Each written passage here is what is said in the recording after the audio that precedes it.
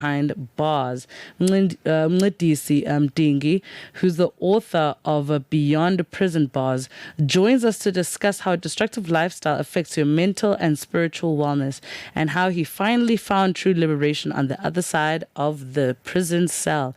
But Mncedisi, thank you so much for joining us this morning.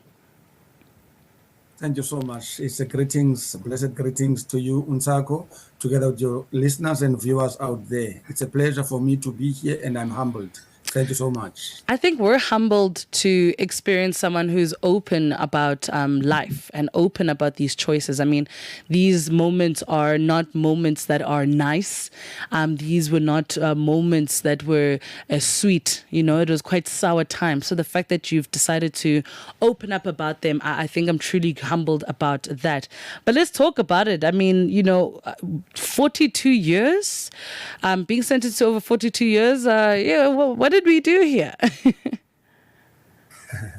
Ma'am, it's a pleasure for me to share to the whole world, not only us in Africa, that growing up in different circumstances like inequality and oppression, it leads you to know your mind, to be confused at some stage, and not to know what good decisions that you can make. It's rare that you find few of us that are making good and better choices. So I'm one of those that made the wrong choices, that decided very negatively about life and circumstances by witnessing the oppression, by witnessing the apartheid during those years of the early 1970s. It started from there, ma'am. And then it grew up with anger, with hatred inside of me, with resilience, and then with everything that want to distract the system that was ruling at the time. That must have been tough, though, because it's back then. Obviously, the laws were quite tight, especially on Black people. So, you talk a lot about lifestyle. What lifestyle were you living here? Lifestyle that I was living, it started very small and very low, because I looked outside, and when I noticed around that the differences that was there was too huge from us in the townships and then those that were in the suburbs. I saw the inequality, the imbalance that was happening amongst us as human beings, because that this is most human rights month here in us in South Africa. And then I saw no human rights then.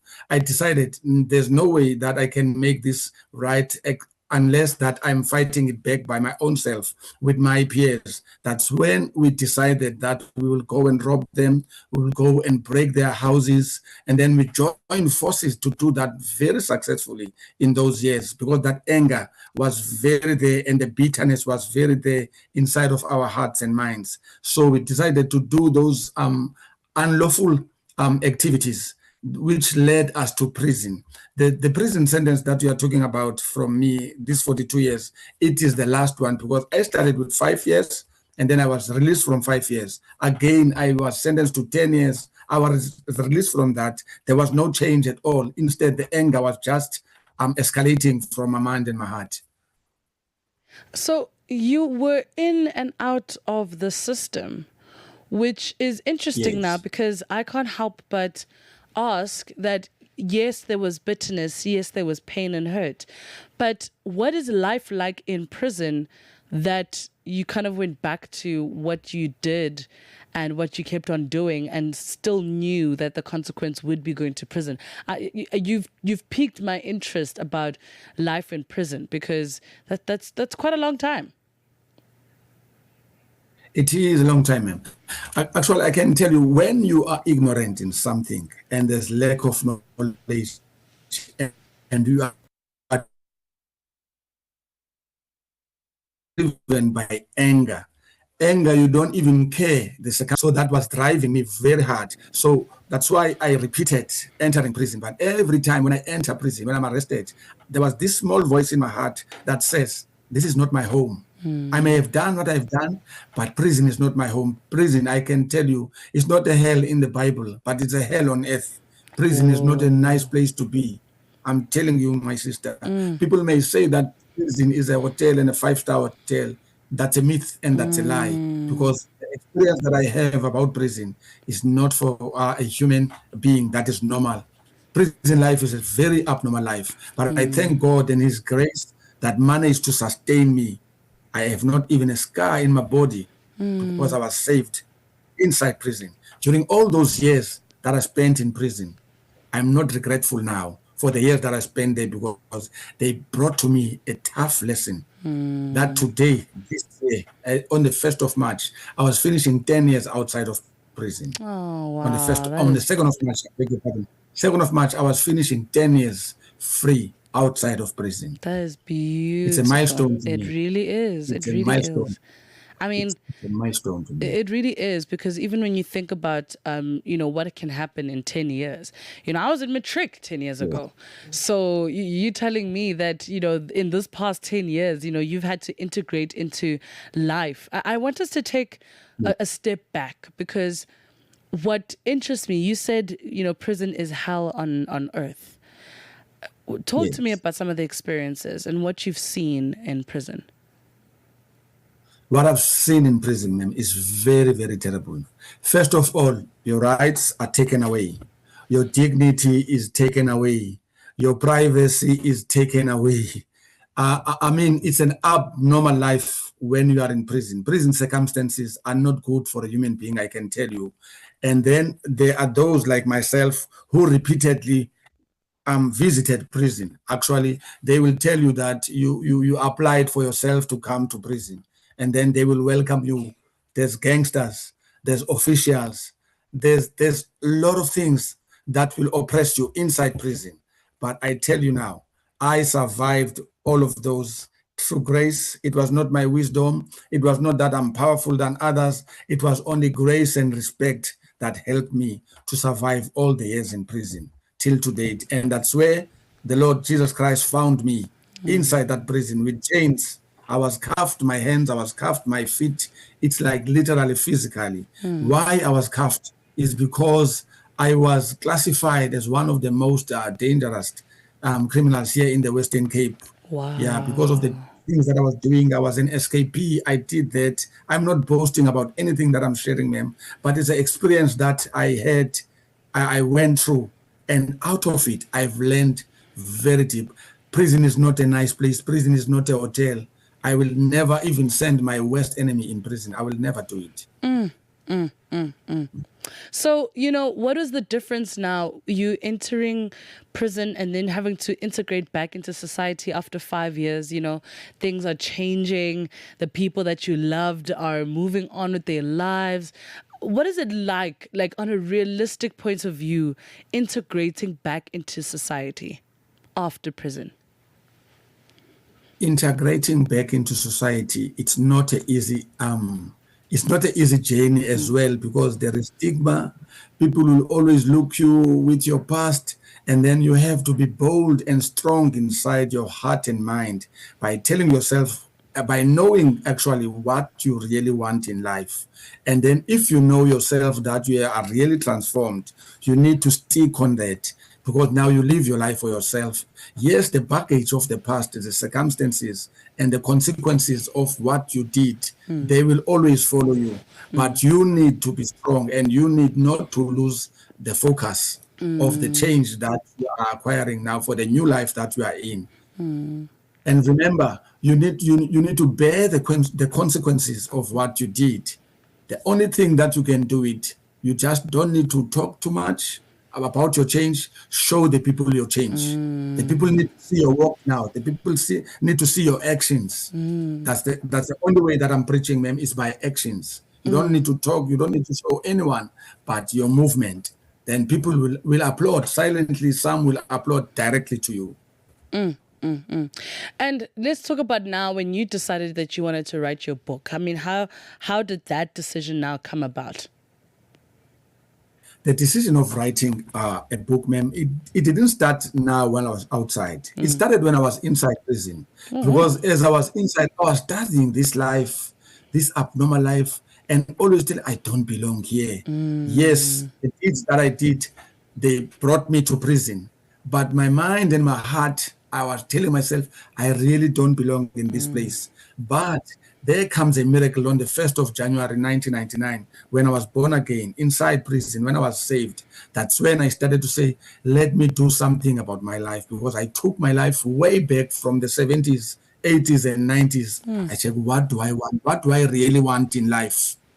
I ask myself first that question, what do I really want to achieve? Why am I here on this life? Those are the questions that someone needs to ask himself. What do you want in life? Why are you here in life? Then I found the reason. I'm here to make a change. Where does that change start? That change starts with me. And then I need to influence one person, even if it's one person who can listen. Not all the people that will listen on you. Some will criticize, some won't believe. As long as you know what you are doing, you will change even one life. One person is very important in the sight of God. That's what I believed, and that's how I decided. Let me pen down, let me write the book so that the one that will touch this book, it will tell the story of my past. It will tell the redeeming power of Jesus Christ, who managed to change me. No system, no prison that managed to change this life of me. I was very stubborn. I was very crooked. But when the word of God came to my life inside prison, it broke the chains which was in my hands and my feet. They were broken. You know, I'm sitting here listening to you, and you know, I'm inspired, but also my heart kind of goes to you and the black child, you know, because I'm thinking now that, you know, I don't think you woke up and said, I'm going to do crime so that I can go to jail. You know, I don't think it was just the circumstances didn't allow. And I can't help but think about another black boy, and I'm just talking to the inner child in you right now, right? I can't help but think about another black boy who's finding himself in a situation like that, where he is bitter, he is angry, he's hurt, but instead of using words, he uses actions that lead them to prison. Because I think, without a doubt, it does steal time from you. You know, it does take that time from you. And some people don't get the opportunity to redeem themselves. You know, it's kind of it. You know, some of them get sentenced to life in prison. You know, what advice do you have for our generation? You know, because as much as you went through what you went through, but certain things we fall victim of repeating history when we are not aware of the things that we do. Ma'am, it's very hurtful, Ntsako. It's very hurtful and paining to see and witness what is still happening in our societies, in our communities. Especially now, we are bringing it very nicely by bringing up the young child inside of me. When I was a young boy, I see the circumstances are still happening even today around our communities. I will tell you, black child needs help. Black child is crying for help. And then when the inequality is rising, I'm telling you, the crime will also rise. When the inequality and the oppression is rising, the crime will rise. We need to balance the things. I'm talking now to the authorities that have power. They have the power to change. There was, let me make an example of the stage that they were COVID. They knew how to rule and operate the people out there. People need education. Education is needed. And then I will tell you one miracle that happened to my life, because I believe, I know there are a lot of faith out there. I don't criticize any other faith, but I will talk about the faith that managed to transform my own mind, which at first I didn't even believe in God, because I was angry at God. I was angry at him. Why could God allow the circumstances like this to happen on us? Why could God permit other people to oppress others? I had those questions, and those influences were very much in my heart then. And that is what I see even today. The young boys of today, I'm living in Guguletu, Cape Town. Cape Town, if you hear the name Guguletu, you must know back then, even till to date, now people are drowning themselves in alcohol because people are confused. There's nothing to do in the townships. And then in alcohol and drugs, human rights is forgotten, is trapped down. And then those people, they feel useless, they are confused.